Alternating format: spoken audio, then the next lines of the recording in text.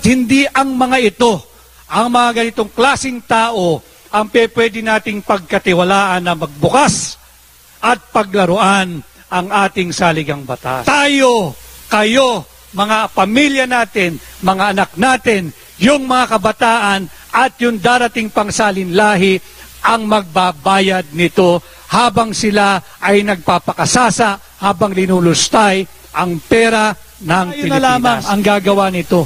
Tayong mga ordinaryong tao, basta tayo nagbigkis-bigkis, tayo nagsama-sama, kakayanin natin kahit anong pagmamalabis o seemingly dictatorship na umiiral sa ating bansa, sa Pilipinas.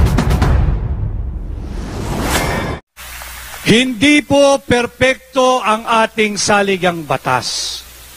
Marami na siguro nga dapat rebisahin, marami na siguro dapat amyendahan. And from time to time, you really have to revisit your constitution, regardless of what nation. Sapagkat kinakailangan, parang buhay ang saligang batas, nakakasabay sa hinihingi ng kasalukuyang panahon at kasalukuyang pagkakataon. Subalit hindi ang mga ito, ang mga ganitong klasing tao, ang pwede nating pagkatiwalaan na magbukas at paglaruan ang ating saligang batas. Dala-dala ko ang mensaheng ito sapagkat alam ko kayo lahat dito ay mga leaders din sa inyong pamilya, sa inyong pamayanan, sa inyong lugar. Pakiusapan po ninyo yung inyong, magsimula tayo sa ating pamilya, kamag-anak, mga mahal sa buhay. Huwag ho tayong papayag at huwag tayong magpapalinlang. Kapalit ang halaga na ninakaw din naman ng mga nagbibigay sa kaban ng bansa upang sila ay pumirma doon sa panukalang buksan ang ating saligang batas gamit ang palilinlang na economic provisions lamang daw ang kanilang bubuksan. Hindi po problema ang konstitusyon. Kung gusto nilang umunlad ang bansa, kagaya ninyo dito sa Japan, itigil nila ang talamak na graft and corruption. Ang problema noon at higit na problema ngayon ay ang korupsyon, hindi ang ating konstitusyon. Ilang bilyong piso ang kanilang linulustay na walang transparency at walang accountability. Nadinig ko kanina si Lorraine na nabanggit niya yung budget ng Pilipinas na higit kumulang ay 5.700 something trillion pesos. Halos kalahati po noon ay utang. Sapagkat yung kalahati higit kumulang ay na-source from revenues. Yung mga koleksyon ng gobyerno sa importation, sa taxes, sa lahat. Higit kalahati po noon ay utang. Utang na nga. Utang na nga yung higit kalahati. Siningitan pa ng 800 billion na presidential pork barrel funds. At yung 800 na yun, inutang yun. May interest yun. Tayo, kayo, mga pamilya natin, mga anak natin, yung mga kabataan at yung darating pangsalinlahi ang magbabayad nito habang sila ay nagpapakasasa, habang linulustay ang pera ng Pilipinas. Yan ang masaklap na katotohanan. Yan yung inihingi ng ating hakbang ng maisog. We are calling for transparency and accountability. 800 billion pesos and program funds. Meron ka palang 800 billion pesos. Bakit hindi mo ginamit doon sa regular na budget? Bakit nagsingit ka ng pork barrel mo, ng presidential pork barrel? Nakalaki-laking halaga. At hindi naman alam kung sino ang mananagot kung paano ginagastos ito, paanong gagastusin at saan gagamitin. Yan, sinasabi ko paulit-ulit. Ang kasalukuyang administrasyon ay salat sa transparency. Hindi sila nagsasabi ng totoo sa ating mga Pilipino. At kaya kami ay naririto, naririnig namin ang inyong tinig at gusto nga ninyo magkaniig tayo ng personal at naririto po kami ngayon, kapiling ninyo dahil sa inyo rin naman kami kumukuha ng inspirasyon at lakas ng loob na ituloy ang laban ng hakbang ng maisog.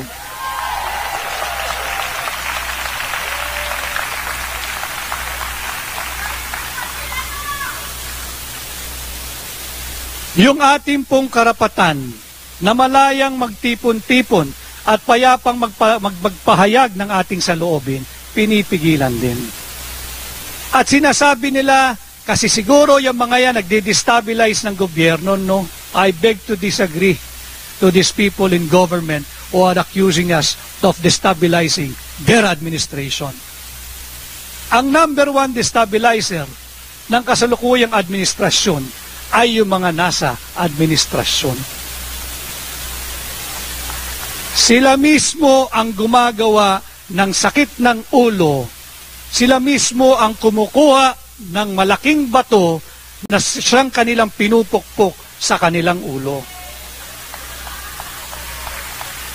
At dahil nga wala silang transparency, hindi lamang sa ating mga ordinaryong Pilipino, kundi pati sa sarili nila, naghahanap sila ng mabubuntunan ng sisi. Kaya sinasabi nila na ang mga kumukontra sa maling polisiya ng pamahalaan ay mga destabilizers. Hindi ho. Ang karapatan natin, yung free speech, right to free speech, to peaceably assemble and petition the government for redress of grievances. Yung ating malaya at payapang pagtitipon-tipon, ito po ay may garantiya sa ilalim ng ating saligang batas, sa ilalim ng ating Bill of Rights. Kaya hindi po tayo papayag na sisikilin nila ang ating karapatan. Ninanakaw nyo na nga yung pondo ng gobyerno, pati pa ba naman ang karapatan natin na nakawin pa nila.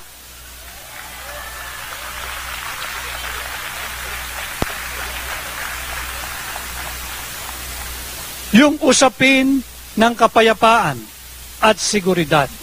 Malinaw din po sa ating saligang batas na dapat tayo ay may sariling foreign policy. At yung foreign policy na yan, pangunahin dyan dapat yung national interest. Hindi yung interest ng ating banyagang alyado. Hindi yung interest ng Estados Unidos. Sa Pilipinas, at alam ko nakasubaybay din kayo, maraming matatapang at nagtatapang-tapangan sa pamahalaan. Tila dinuduro, hinahamon ang ating higanting kapitbahay, ang superpower na China, dahil daw doon sa usapin ng South China Sea. Alam naman natin lahat na hindi inosente ang bansang China sa mga kaganapan sa South China Sea. Alam naman natin lahat na marami rin silang transgressions o pagkukulang. Subalit sa kabila ng dami ng pagkukulang na yan, hindi solusyon ang pakikidigma sa isang higanting bansa kagaya ng China. Yan ho ang sentimiento lalo na ng ating mga kababayan sa Hong Kong. Yung iba galing Macau tumawid ng Hong Kong. Yung iba galing mainland China tumawid ng Hong Kong. Natatakot po sila sapagkat pag nag-escalate ang tensyon sa South China Sea, ang tensyon sa pagitan ng China at ng ating pinakamamahal na bansang Pilipinas, nanganganib ang kanilang mga trabaho. Nanganganib ang kanilang mga hanap buhay. At libo-libong Pilipino po ito. Ang kanilang pangamba, kapag nagdesisyon ang pamahalaan ng China na ipagbawal na ang Filipino workers sa Macau, sa Hong Kong at sa China, paano na sila? Paano na ang pamilya nila na binubuhay nila, pinag-aaral nila, sinusuportahan nila? Paano na yung mga inutang nilang bahay dahil pangarap ng bawat Pilipino yan na magkaroon ng sariling bahay. Paano na yung mga sasakyang inutang nila panghanap buhay? Sinong magbabayad nito? Mabubuhay ba sila sa minsanang bigay ng ayuda ng pamahalaan? Halagang 5,000, 10,000 sa press release nila. Pero ang natatanggap ng recipient, 2,000, 3,000, kinakatkong pa ng mga opisyal na pinagdaanan ng ayuda. Ganyang kasama. Sobra ang pangungupit. Hindi lang ito pangungupit kasi pangungupit konti lang eh. Ito kinukuha na. Yung higit sa kalahati, ang binibigay doon sa recipient ng ayuda, sukli na lang, barya na lang. Yung bulto, kinuha ng mga mangungupit. Diyan takot na takot yung ating mga kababayan. And again, legitimate po yung kanilang takot. Legitimate po yung kanilang pangamba. Sapagkat tanggapin natin ang katotohanan. Hindi tayo sang-ayon sa ginagawa ng China doon sa South China Sea. Pero mas hindi tayo dapat sumang-ayon sa direksyon ng gobyerno, ng direksyon ng kasalukuyang pamahalaan na tayo ay makipagmatigasan at kulang na lang ay makapagdigma sa China. Hindi po tayo mananalo. Hindi po ito pagiging defeatist. This is not having a defeatist attitude. No. We are just being realistic. Nagiging makatotohanan lang tayo. Hindi tayo mananalo sa China. So anong solusyon? Ibigay natin yung ating mga teritoryo? Hindi, walang nagsasabi niyan. Makipag-usap tayo ng maayos. Walang hindi.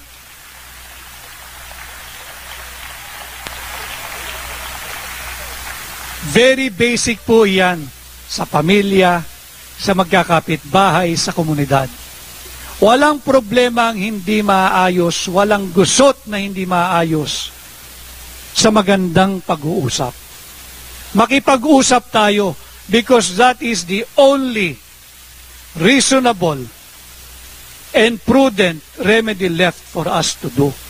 Hindi naman natin kaya makipagdigma. Pero yon ay sinusulong ng ating pamahalaan. Bakit? Interes ba yan ng Pilipino? Hindi. Interes yan ng Amerikano. Interes yan ng Amerikano. Hindi yan interes ng Pilipino. Pero kung titingnan ninyong maigi, ang Amerika at ang US ay pilit pinabubuti ang kanilang relasyon. Ang kanilang political, military, and commercial relationship. Pinag-iigi nila. Tayo naman, uto-uto, karay-karay, tayo nakikipag-away. This is a US-China proxy war. Hindi tayo dapat magpagamit sa ating banyagang alyadong Estados Unidos. We are not for the US, we are not for the China. Tayo ay para sa Pilipino. 80 years ago, World War II. 80 years ago. Kalaban din natin. Sinakop din tayo ng bansang Japan. This was 80 years ago. Nagiba din ng Japan. Binagsakan ng atomic bomb sa Hiroshima at saka sa Nagasaki. Alam niyo yan. Naririto kayo sa napakagandang bansang Japan. Subalit, nasaan na ang Japan ngayon kung ikukumpara mo sa Pilipinas? Paliit ng paliit ng paliit ang halaga ng piso. Paliit ng paliit ng paliit ang ating purchasing power. Pahirap ng pahirap ng pahirap ang dati ng mahihirap sa ating bansa. Lumalaganap at lumalawak ang kagutuman. Dumarami at lumalawak din ang kahirapan. Gusto pa ng mga war freaks sa pamahalaan ay gera. World War II, around 17-18 million pa lamang ang mga Pilipino noon. Higit kumulang 1 milyong Pilipino ang namatay. Hindi pa ho tayo nakakabangon sa bangungot ng World War II. Heto na naman tayo. Pilit tayong ipinapasok ng kasalukuyang gobyerno sa isang butas na wala ng labasan. Hindi yan ang interes ng Pilipino. Kaya yan din ang ating isinisigaw to defend and protect our Constitution. Tayo na lamang ang gagawa nito. Tayong mga ordinaryong tao, basta tayo nagbigkis-bigkis, tayo nagsama-sama, kakayanin natin kahit anong pagmamalabis o seemingly dictatorship na umiiral sa ating bansa, sa Pilipinas. Subalit, ang hakbang ng maisog alone, hindi ho namin kaya. Kailangan namin ng tulong ninyo, kailangan namin ng pakikisa ninyo. At eto na nga tayo ngayon, may hakbang ng maisog Japan.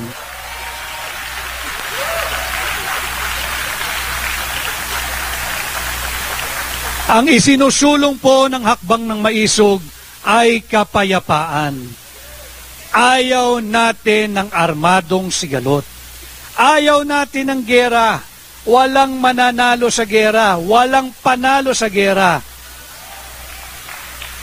Yung nangyayari ngayon sa Israel at Gaza, yung nangyayari sa Russia at sa Ukraine, wala naman nung nananalo.